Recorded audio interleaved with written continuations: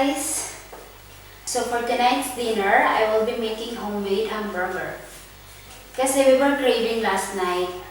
Kaso lang wala kaming available ingredients. Kaya naisip ko, yun na lang yung dinner namin tonight.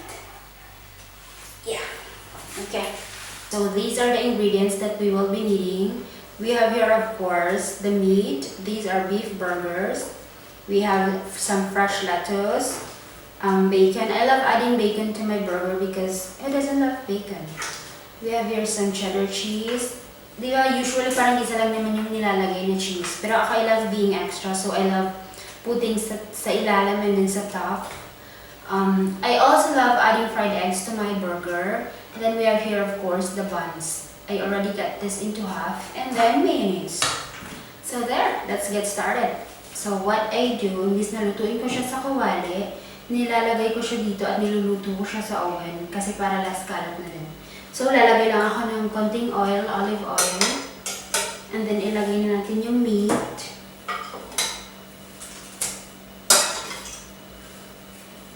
And then let's pop this into the oven. At habang nangyayari yan, pwede nating i-fry yung eggs. Let's go. So ako, para ma-achieve ko yung perfect shape ng egg, gumagamit ako ng ganitong maliit na kawali. Perfect siya para sa isang egg. Pero, itong kawali hindi pwede sa induction, kaya gumagamit ako nito siya. Hindi ko alam ano ba tawag dito. So there, let's put some oil. And then, put it. Salt. And then sa other side naman, habang niluluto natin yung egg dito, iinitin natin yung tinapay. So once mainit na siya, pwede natin ilagay yung ating bun. Iinitin lang naman natin siya ng konti. Hindi ako naglalagay ng oil kasi hindi naman siguro dapat lagyan. So luto na siya.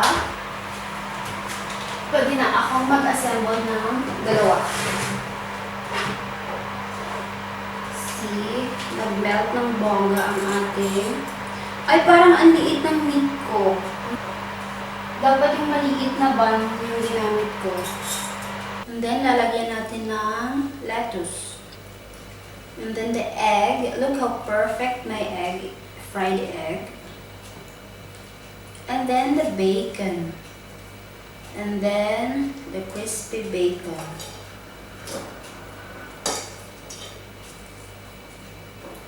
Yung sa akin, hindi ko lalagyan ng tomato kasi ayaw ng fresh tomato. Kumakain ako ng tomato pero yung ano lang, yung tawag dito, luto. And then the mayonnaise. You can, oh my goodness. You can put as much as you can. Like that. And then your homemade hamburger is ready.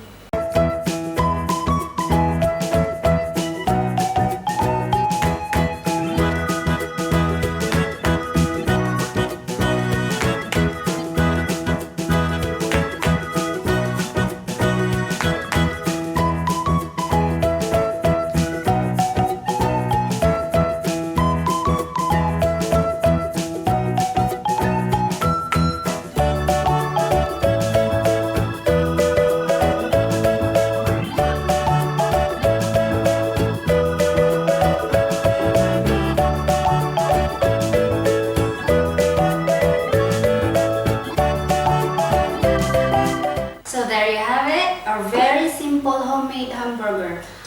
Ako, I like serving mine with some pickled cucumbers kasi gusto ko may iba akong nakakagat.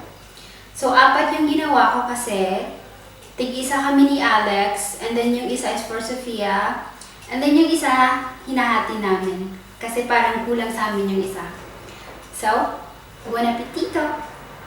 Maybe you might be asking, paano mo kakainin to, no? Kasi masyadong mataas. Siyempre, i-press mo lang siya ng ganyan, and then, ikaw nang bahala kung paano mo siya pagkakasyahin. Kaya ko naman. So good. So that's it for today. I hope you guys enjoyed watching this video. Please don't forget to like, share, and subscribe to my YouTube channel. Thank you for watching.